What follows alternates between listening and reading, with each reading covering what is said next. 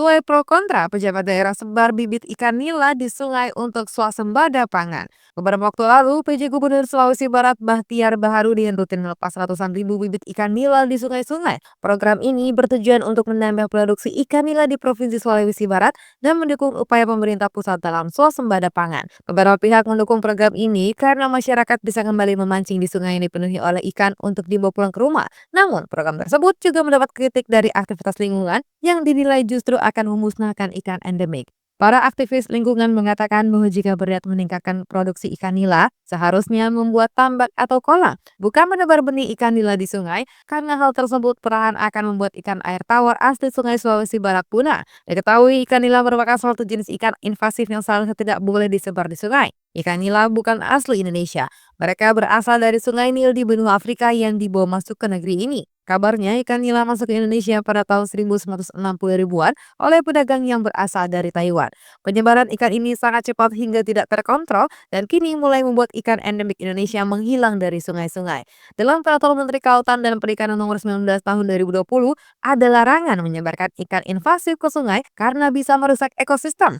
Adapun pelaku penyebar ikan invasif di sungai dapat sanksi pidana berupa kurungan penjara 10 tahun atau denda sekitar 2 miliar rupiah. Aturan yang sudah dibuat ini seperti tidak disadari atau dihiraukan oleh Bahtiar Baharudin yang justru membuat program menebar benih ikan nila di sungai. Ikan nila merupakan omnivora yang dapat makan segala jenis makanan termasuk ikan-ikan kecil endemik di sungai Indonesia. Banyak pilihan ikan endemik lainnya yang seharusnya menjadi pilihan seperti ikan ueder cangkul, ikan betok, ikan tewes, dan ikan belida, ikan baung, lele lokal, hingga ikan dewa. Semua ikan tersebut bisa dikonsumsi dan masih memiliki nilai gizi yang tidak kalah bagus dari ikan nila. Sementara itu, di Sulawesi ada sekitar 70 spesies ikan endemik yang hidup di air tawar. Sebagian besar dari mereka masuk dalam famili ikan opudi atau Sailfin salvicides, ikan padi atau rice fish, ikan julung-julung atau Viviparus halfbreed, dan ikan gobi atau gobies. Di Indonesia, ikan nila masih dianggap sebagai makanan lezat, padahal di negara lain sudah dimasukkan dalam daftar hama yang harus dimusnahkan. Seperti di Amerika, sebagian negara Eropa, Australia, bahkan di Thailand, ikan nila sudah dianggap hama.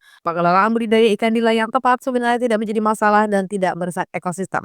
Malahan justru akan mendatangkan pundi-pundi rupiah karena menjadi satu makanan favorit masyarakat Indonesia. Namun jika harus menebar ikan nila di sungai, tinggal menunggu waktu jika sungai-sungai di Indonesia hanya akan dipenuhi oleh jenis ikan tersebut tanpa ada ikan lainnya.